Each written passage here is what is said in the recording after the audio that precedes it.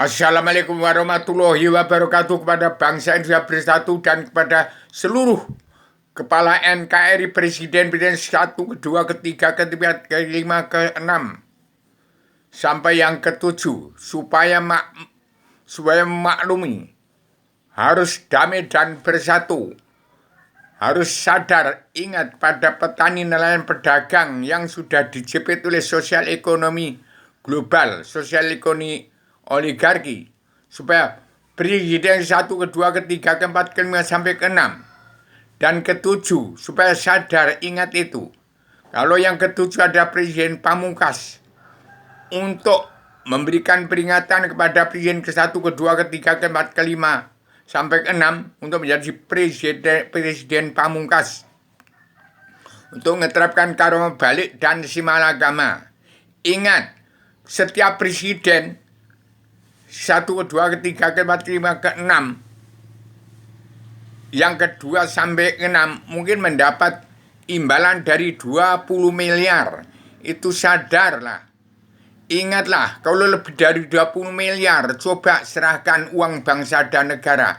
Yang lebih dari 20 miliar untuk pensiunan jadi presiden, coba serahkan kepada Paduka Yang Mulia Joko Widodo untuk mengembalikan uang bangsa dan negara. Tanggulangilah sesuap nasi bangsa Indonesia bersatu yang 90% beragama Islam. Dalam Islam, agama Allah Islam, Adam, Hawa, Islam, umat Muhammad yang sudah terjepit sosial ekonomi kerasulannya di sosial ekonomi global, supaya dikembalikan itu. Tanggulangi sesuap nasi petani, nelayan, pedagang yang sudah terjepit setengah mati ini. Tanggulangi sesuap nasi yang sudah terjepit ini. Hanya memerlukan sesuap nasi petani, nelayan, pedagang. Jangan menjadi gara-gara untuk menjadi Indonesia ancur-ancuran. Supaya Paduka Yang Mulia, Paduka Yang Mulia Ibu Megawati Soekarno Putri, Paduka Yang Mulia Pak Prabowo, Paduka Yang Mulia Joko Widodo segera menanggulangi soal sesuap nasi bangsa Indonesia sudah terjepit. Sesuap nasi, mantan-mantan presiden harus sadar itu. Kembalikan uang bangsa dan negaranya lebih dari 20 miliar. Pak SB yang sudah 500 miliar itu kembalikan uang bangsa dan negara. Yang sudah berupa gedung mewah. Semua sudah berupa gedung mewah.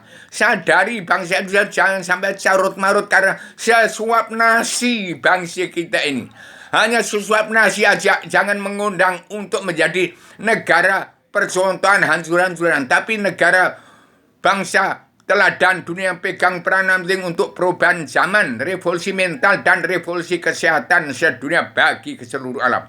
Saya sebagai manusia ada makna yang sudah menjelma di bumi untuk berhak untuk mencabut naroh jahanam seluruh keturunan Adam, Hawa, umat Muhammad.